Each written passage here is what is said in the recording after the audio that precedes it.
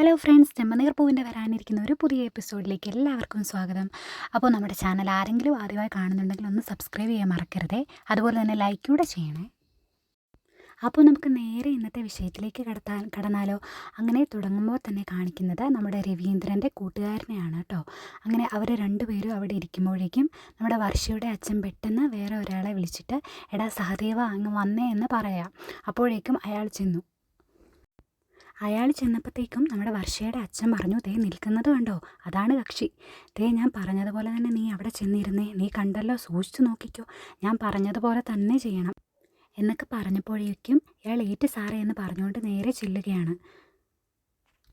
അങ്ങനെ നമ്മുടെ രവീന്ദ്രൻ്റെ അടുത്തേക്ക് അയാൾ ഒന്നും അറിയാത്തതുപോലെ ചെന്നിരുന്ന് ചുമ്മാ ഇങ്ങനെ ഫോണിലൊക്കെ നോക്കിക്കൊണ്ടിരിക്കുകയാണ് കേട്ടോ. ചെറിയൊരു ഉഡായിപ്പ് പണിയൊക്കെ ഒപ്പിക്കാൻ വേണ്ടിയിട്ട് നമ്മുടെ വർഷയുടെ അച്ഛൻ ശ്രമിക്കുന്നുണ്ട്. എന്ത് ഉഡായിപ്പ് പരിപാടിയാണെന്ന് അറിയില്ല.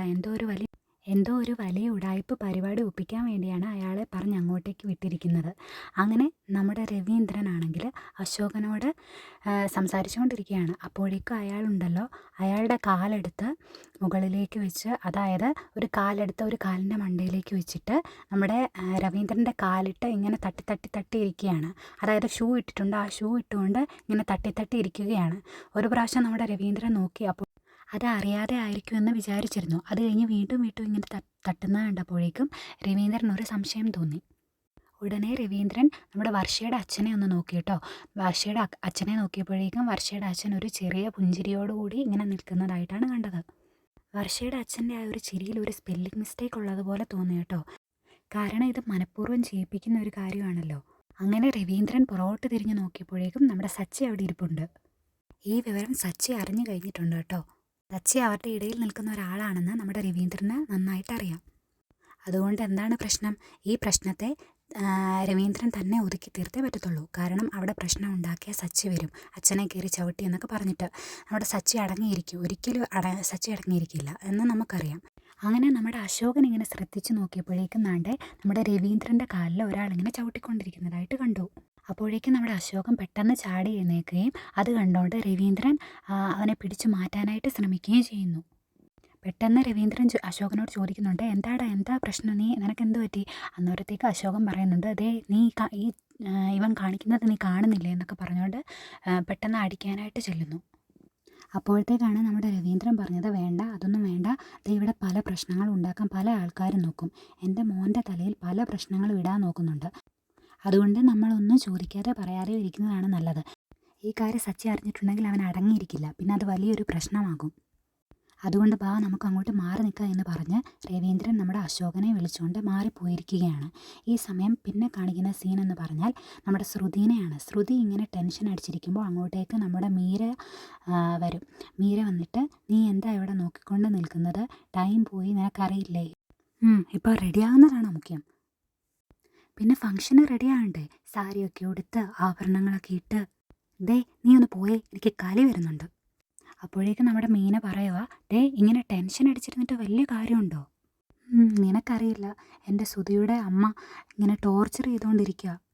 റേഡിയോ ഓണാക്കി വെച്ച പോലെയാ, അച്ഛനപ്പോൾ വരൂ എന്നും പറഞ്ഞ് എപ്പോഴും ഇങ്ങനെ പറഞ്ഞുകൊണ്ടിരിക്കുക. അപ്പോഴേക്കും നമ്മുടെ ചന്ദ്ര പെട്ടെന്ന് വന്നിട്ട് ശ്രുതി വാതിൽ തുറന്നതെന്ന് പറഞ്ഞു. അപ്പോഴേക്കും നമ്മുടെ മീര പറഞ്ഞു, റേഡിയോ ഒന്നും തോന്നുന്നു, നീ പോയി വാതിൽ തുറക്കാൻ നോക്ക്. അങ്ങനെ നമ്മുടെ ശ്രുതി നേരെ ചെന്ന് വാതിൽ തുറക്കുവാണ് കേട്ടോ. അങ്ങനെ വാതിൽ തുറന്നപ്പോഴത്തേക്കും നമ്മുടെ ചന്ദ്ര കാണുന്നത് ഒരുങ്ങാതെ നിൽക്കുന്ന ശ്രുതിയാണ് കേട്ടോ. അപ്പോഴേക്കും ചന്ദ്ര ചോദിച്ചു, നീ എന്താ മോളെ ഡ്രസ്സ് മാറ്റാത്തത്? അത് പിന്നെ ഇപ്പം മാറ്റാ ആൻറ്റി. നീ അവളോട് ഓരോന്ന് സംസാരിച്ച് ഇന്ന് ഡ്രസ്സ് മാറ്റാനായിട്ട് വിടില്ലല്ലേ? അല്ല, ഞാനെന്താ ആൻറ്റി ഇവളെ കെട്ടിയിട്ടിരിക്കുകയാണോ? ഇവളെ റെഡിയാകാത്തതിന് എന്തിനാ എന്നെ കുറ്റം പറയുന്നത് എന്ന് മീര ചോദിച്ചു. അപ്പോഴേക്കും നമ്മുടെ ഫാമ പറഞ്ഞു, ശ്രുതി കുറച്ച് കഴിയുമ്പോഴേക്കും നമ്മുടെ ചടങ്ങ് തുടങ്ങും. വർഷമൊക്കെ ആണെങ്കിൽ റെഡിയാകാൻ തുടങ്ങി. ആൻറ്റി കണ്ടില്ലേ, ഞാൻ മേക്കപ്പൊക്കെ ഇട്ടു, ഇനി ഈ സാരി കൂടെ ഒന്ന് ഉടുത്താൽ പോരെ? സാരി ഉടുക്കാനേ ഉള്ളെന്നോ? അതിനൊക്കെ സമയം എടുക്കില്ലേ? എൻ്റെ പൊന്നു ശ്രുതി, ഇതെന്താ ഇത്? നിൻ്റെ അച്ഛൻ ഇനി എപ്പോൾ വരും? അത് കേട്ടപ്പോഴത്തേക്കും നമ്മുടെ ശ്രുതിയുടെ കിളിയൊക്കെ പോയി കേട്ടോ. അത് പിന്നെ മലേഷ്യയിലെ എയർപോർട്ടിൽ നിന്ന് അച്ഛൻ എന്നെ വിളിച്ചിരുന്നു. അച്ഛൻ നേരത്തെ ഫ്ലൈറ്റ് കയറി കാണും, അതുകൊണ്ട് ചടങ്ങ് തുടങ്ങുന്നതിന് മുമ്പ് അച്ഛൻ ഇവിടെ എത്തും. കയറി ഇറങ്ങിയെന്നൊക്കെ ഇപ്പം പറഞ്ഞാൽ പറ്റുമോ? അദ്ദേഹം നേരത്തെ ഇവിടെ എത്തേണ്ട ഒരാളല്ലേ. അദ്ദേഹത്തിൻ്റെ മകളുടെ ചടങ്ങല്ലേ ഇവിടെ നടക്കുന്നത്, അപ്പോൾ അദ്ദേഹം എത്താതെ എങ്ങനെയാ?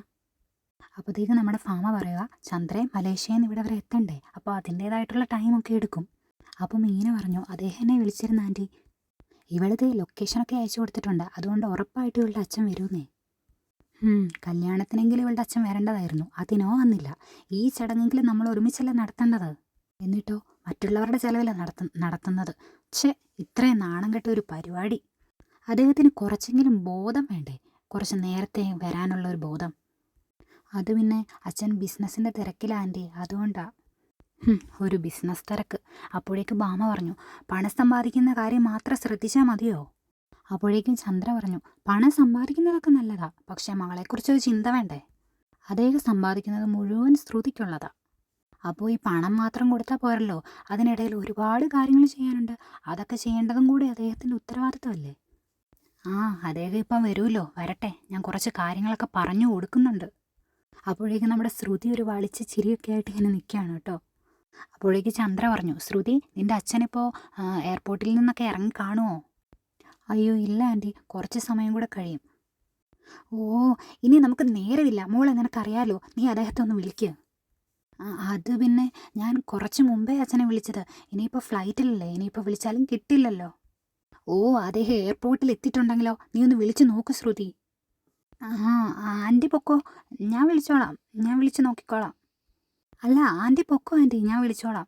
ഒന്ന് വിളിച്ച് നോക്കെന്നെ ശ്രുതി, എനിക്ക് സമാധാനം കിട്ടുന്നില്ല, ഒന്ന് വിളിച്ച് അറിഞ്ഞിട്ട് വേണ്ടേ ഒന്ന് പോകാൻ. അപ്പോഴേക്കും നമ്മുടെ ശ്രുതി ഫോൺ എടുത്ത് വെറുതെ ചെവിയിൽ ഇങ്ങനെ വെച്ചുകൊണ്ടിരിക്കുകയാണ് കേട്ടോ. എന്നിട്ട് ശ്രുതി പറഞ്ഞു, കിട്ടുന്നില്ല ആൻറ്റി. അപ്പോഴേക്ക് ഫാമ പറഞ്ഞു, കുറച്ച് സമയം എന്നാണേലും അങ്ങോട്ടും ഇങ്ങോട്ടൊക്കെ എടുക്കുമായിരിക്കും, നീ എന്തായാലും ഇങ്ങോട്ട് വാ ചന്ദ്രേ, നമുക്കങ്ങോട്ട് പോകാം. അപ്പോഴേക്കും എന്തായാലും ശ്രുതി റെഡി ആവട്ടെ. എങ്കിൽ അങ്ങനെ ആകട്ടെ, പെട്ടെന്ന് റെഡി ആവണം കേട്ടോ മോളെ എന്ന് പറഞ്ഞുകൊണ്ട് നമ്മുടെ ചന്ദ്ര അങ്ങോട്ടേക്ക് പോയി. അപ്പോഴേക്കും മീര പറഞ്ഞു, എടി നീ പറഞ്ഞത് ശരി കേട്ടോ, നിന്റെ അമ്മായിമ്മ മുമ്പത്തെ പോലെയൊന്നും അല്ല, നിന്നോടുള്ള സംസാരത്തിലൊക്കെ വലിയ മാറ്റമുണ്ടടി. അവർക്ക് എന്നോടുണ്ടായിരുന്ന സ്നേഹവും മര്യാദയൊക്കെ നമ്മുടെ ഡ്രസ്സിലെ കളർ പോകുന്ന പോലെ പൊക്കോണ്ടിരിക്കുവടി. ഇന്ന് നിൻ്റെ അച്ഛൻ വരുമെന്നുള്ള പ്രതീക്ഷയിലാണ് അവർ. ഇന്ന് നമ്മുടെ പ്ലാൻ വർക്കൗട്ട് ആയില്ലെങ്കിൽ ഈ മണ്ഡപത്തിൽ വെച്ച് തന്നെ എല്ലാം അവസാനിപ്പിക്കും എൻ്റെ അമ്മായിയമ്മ. അത് ഉറപ്പായ കാര്യമാണ്, എന്താ സംഭവിക്കാന്നുള്ള ഊഹിക്കാന്നല്ലേ ഉള്ളൂ. അത് തന്നെയാണ് എനിക്കും ടെൻഷൻ. അല്ല, ഞാൻ പറഞ്ഞ കാര്യങ്ങളൊക്കെ നീ ചെയ്തായിരുന്നല്ലോ അല്ലേ? സച്ചിയാണ് നമ്മുടെ ആയുധം, അവർ ഓഡിറ്റോറിയത്തിനകത്തേക്ക് വരുമല്ലോ അല്ലേ? വരൂന്നേ, നമുക്ക് സച്ചിനെ കൊണ്ട് തന്നെ എന്തായാലും നേരിടാം. ശ്രുതി, ഞാൻ എന്തായാലും ഒന്ന് പോയി നോക്കിയിട്ട് വരട്ടെ എന്ന് പറഞ്ഞുകൊണ്ട് മീര അങ്ങനെ പോവാണ് കേട്ടോ. ഇവിടെയാണെങ്കിൽ നമ്മുടെ സച്ചിനെ കൊടുക്കാൻ വേണ്ടിയിട്ട് എന്തൊക്കെയോ പ്ലാനുകളൊക്കെ ഇങ്ങനെ ഇട്ടിട്ടുണ്ട്. ഈ സമയത്ത് നമ്മുടെ ശ്രുതിയാണ് അങ്ങോട്ടും ഇങ്ങോട്ടും നടന്ന് ടെൻഷൻ അടിച്ചുകൊണ്ടിരിക്കുകയാണ്. അങ്ങനെ നമ്മുടെ മീര നേരെ ചെന്ന് നമ്മുടെ സച്ചിനെ രേവതിയൊക്കെ നോക്കുവാണ് കേട്ടോ. അവരവിടെ നിൽപ്പുണ്ട്. അങ്ങനെ നമ്മുടെ രേവതി പറയും, സച്ചിയേട്ടാ എന്തെങ്കിലുമൊക്കെ ഒന്ന് സംസാരിക്കുമോ? ഞാനൊന്നും സംസാരിക്കില്ല എന്നൊറ്റ ഒരു മട്ടിൽ ഇങ്ങനെ കൈയൊക്കെ കിട്ടി ഇങ്ങനെ സച്ചി ഇങ്ങനെ ഇരിക്കുവാണ് കേട്ടോ. നമ്മുടെ രേവതി ഒന്ന് നുള്ളിപ്പോഴേക്കുണ്ടല്ലോ, അവിടെ കിടന്ന് ചെറുതായിട്ടൊന്ന് കരയുന്നേ ഉള്ളൂ, അല്ലാതെ ഒച്ചയൊന്നും വെച്ച പോലും ഇല്ല. ഏതായാലും ഈ സമയം വീണ്ടും നമ്മുടെ ശ്രുതിയെ തന്നെയാണ് കാണിക്കുന്നത്. ശ്രുതിയാണെങ്കിൽ ഭയങ്കര ടെൻഷൻ അടിച്ചിങ്ങനെ ഇരിക്കുകയാണ്. അങ്ങനെ മീര രേവതിയെ സച്ചിനെയൊക്കെ നോക്കിയിട്ട് നമ്മുടെ ശ്രുതിയുടെ അടുത്തേക്ക് തിരിച്ചു വരുവാണ്. എന്നിട്ട് മീര നമ്മുടെ ശ്രുതിയോട് പറഞ്ഞു, ഓഡിറ്റോറിയത്തിൻ്റെ പുറകിലായിട്ട് നമ്മുടെ സച്ചിയും രേവതി അടങ്ങി ഒതുങ്ങിയിരിപ്പുണ്ടെന്ന്. അനങ്ങിപ്പോകരുത്, മിണ്ടിപ്പോകരുതെന്നൊക്കെ രേവതി പറഞ്ഞാണ് മീരെ. അതാ അവൻ അടങ്ങിയിരിക്കുന്നത്, നമ്മൾ വേണം അവന് ചാവി കൊടുത്തു വിടാൻ വേണ്ടിയിട്ട്. നീ മിടുക്കനായ ആളെ തന്നെയല്ലേ ഏർപ്പാട് ചെയ്തിരിക്കുന്നത്? മിടുക്കനല്ല, മിടുക്കനാണ് കോട്ടാർ ദാമു. അയാൾ ഇപ്പോൾ എത്തും. നമ്മൾ പറഞ്ഞതുപോലെ അയാൾ വന്ന് സച്ചിനെ തന്ത്രപൂർവ്വം കുടിപ്പിക്കും.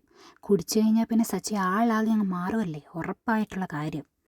അവനങ്ങനെ കുടിച്ച് ഈ ഫംഗ്ഷൻ ആകെ അങ്ങ് കൊള്ളമാക്കിക്കോളും. അല്ല, അവനെ കാണുന്നില്ലല്ലോ, ആ ദാമുവിനെ അവനെ കാണുന്നില്ലല്ലോ, അവനെപ്പോൾ വരും? അപ്പോഴേക്ക് ഇത് കേട്ടോണ്ട് നമ്മുടെ ശ്രുതി പെട്ടെന്ന് വന്നു. ആരാ വരുന്നേ? ആരുടെ കാര്യമാണ് നിങ്ങൾ പറയുന്നത്? എനിക്ക് മനസ്സിലാവുന്നില്ലല്ലോ. അപ്പോഴേക്കും നമ്മുടെ ശ്രുതി ഒരു കുർത്തിയൊക്കെ ഇട്ടിട്ടാണ് വരുന്നത് കേട്ടോ, കല്യാണത്തിൻ്റെ ഒരു ഇതിന് വേണ്ടിയിട്ട്.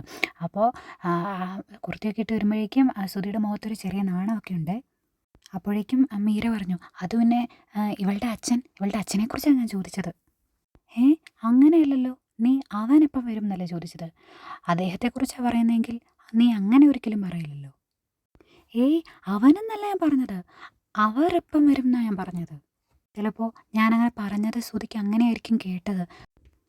ഇതൊക്കെ കഴിഞ്ഞപ്പോഴത്തേക്കും ശ്രുതി പിന്നെ ബാഗിൽ നിന്ന് ഒരു പെർഫ്യൂമൊക്കെ എടുത്ത് തിരിച്ച് പുറത്തേക്ക് പോവുകയാണ് ചെയ്തത്. അപ്പോൾ ഇന്നത്തേക്ക് ഇത്രയൊക്കെ ഉള്ളൂ. ബാക്കി വീഡിയോ ആയിട്ട് നാളെ കാണാം. Tata bye bye.